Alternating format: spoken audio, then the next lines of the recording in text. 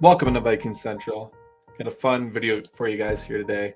Going to talk some burning questions with you, just surrounding the Minnesota Vikings a little bit. Got some good ones. There's been some, decent talkers so far for the Vikings and kind of where we've been sitting with a few things with the team. So I'm gonna kind of just break those down a little bit and continue to just find exactly what's going on with a couple of these topics that we've been talking about and hearing, if that's from the media or just on social media, or if it's actually been rumored to be true. So before we do hop into the video, I do want to shout out That's Badass Wood Art.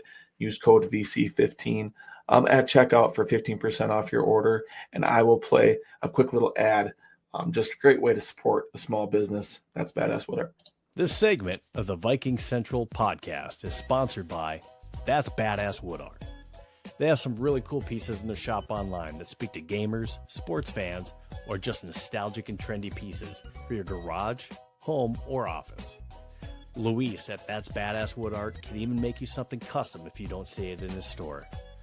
Shoot him a message with an idea, link, or picture of what you want, and Luis can make your dream wood art come true. Check them out now at www.thatsbadasswoodart.com. And make sure you use our Viking Central coupon code of VC15 for 15% off at checkout. That's pretty badass. Again, great way to support us. Great way to support a small business. Also, just follow us on all of our social media, X, YouTube, Facebook, TikTok. If you're watching on YouTube, hit that subscribe button. Supports us again. Just appreciate you guys tuning in regardless, but that's a great way to support us. Hit that bell for notifications. Another great way to just find more content from us, substack.com/Viking Central, or get the Substack app and type in Viking Central. You see it scrolling across the bottom there as well. So again, appreciate you guys tuning in. Let's get into the video. Let's talk some questions that are kind of pretty hot topics right now. And this is kind of the funnest one out there. Welcome Anthony Richardson to quarterback rehab. Kevin O'Connell, what do you guys think? It was announced that Daniel Jones, and we're going to talk about him in a little bit too, was announced the starter for week 1 for the Colts. An interesting situation over there. Anthony Richardson, obviously a high-end draft pick in the 2023 draft, I believe. So, it's pretty interesting kind of where his career has gone. Just the first year or two here with the Colts. Been dealing with some injuries, been dealing with some just, weird stuff. Like he was tired after a play. He had to get off the field and just his accuracy issues hasn't really translated to the NFL. So this Kevin O'Connell, we know he's talked to Anthony Richardson post game before, just saying that he was still a big fan and everything was going to turn out well for him. So is that a situation where the Vikings scoop in on this? I don't know if the Colts are giving up on him quite yet. And who knows what Daniel Jones looks like for the first couple games of the year. Colts fans are probably going to be yelling and screaming for AR here, in the next month or so.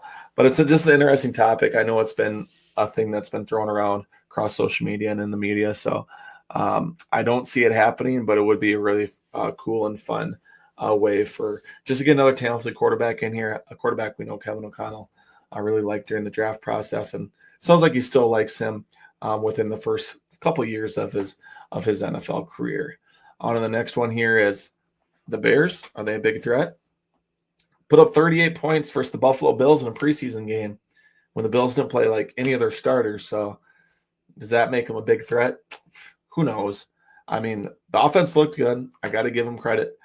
But as far as I know, the Bills and everyone that kind of surrounding the Bills, like the Bills didn't even come ready to play. I mean, they just wanted to get the hell out of there. So, some teams take the preseason that way. Let's just not get any injuries. Let's not show off any of our looks on defense or on offense. It's exactly what the Bills kind of did over there week 2 of the preseason. And Caleb Williams looked good. Tyson Bagent looked good. The offense in general looked good. I mean, the defense looked good. But it's the preseason. I don't take too much out of the preseason. There's teams that didn't win a game in preseason and went on to win Super Bowl, make the playoffs, make big playoff runs. I need to see it week 1. We're going to see them right away. What does it look like? I don't see them as a big threat right now, but it's a good start for them. But let's see what it looks like week 1 versus Brian Flores' defense and Kevin O'Connell and this Vikings team coming in. And hopefully, we have our own stud quarterback in J.J. McCarthy that kind of shows you up a little bit on Soldier Field.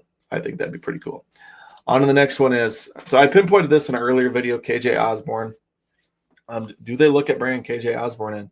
You see how good he was with Minnesota, signed with the Patriots last year, only played in 7 games, but only 7 catches, 57 yards, and a touchdown.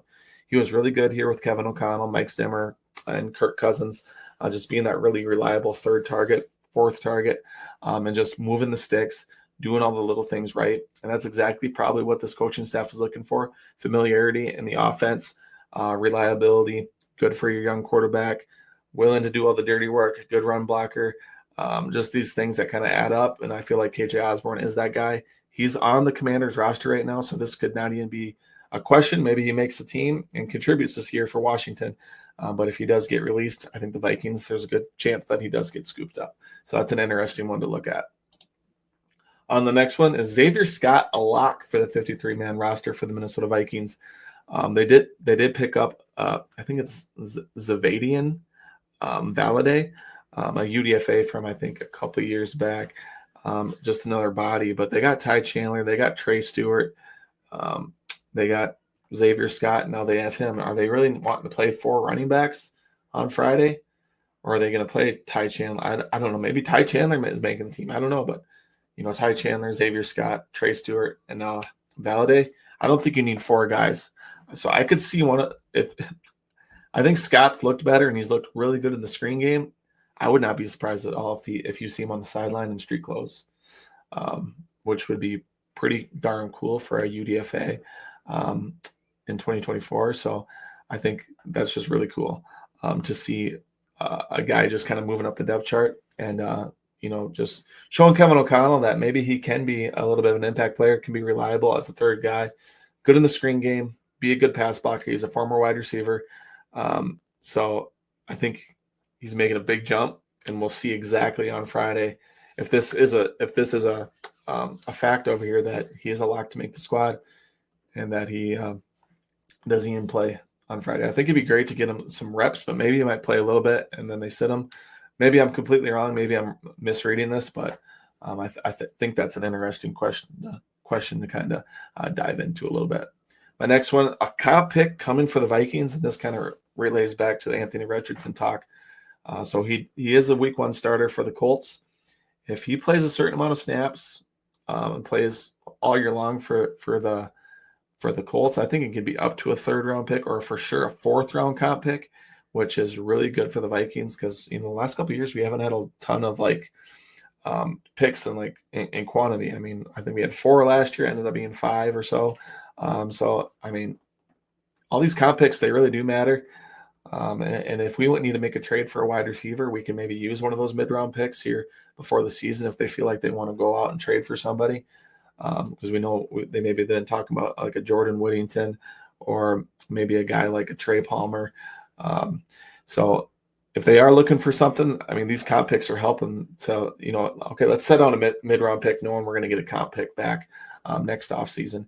So I think that's just an interesting way to look at it. Hopefully Daniel Jones, for the Vikings' sakes, has a good year, and that comp pick just keeps growing higher and higher for the Vikings.